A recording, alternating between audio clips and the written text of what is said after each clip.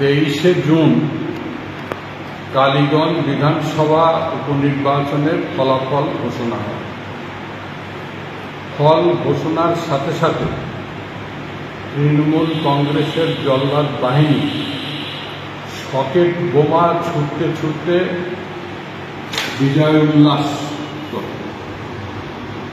একটা 9 বছরের শিশু কন্যা ক্লাস 4-এ পড়ে, সেই সকেট বোমায় তার শরীর ছিন্ন ভিন্ন হয়ে যায়।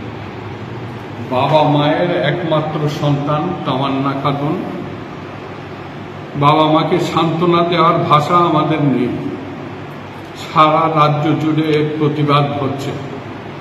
আমাদের জেলাতেও এই প্রতিবাদ সভার ডাক দেওয়া হয়েছে 28শে জুন।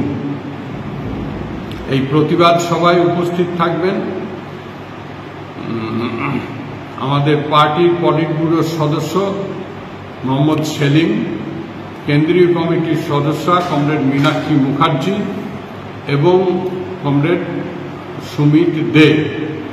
এই সভাটি অনুষ্ঠিত হবে পলাশী অশোকা সিনেমা হলের সামনের মাঠে।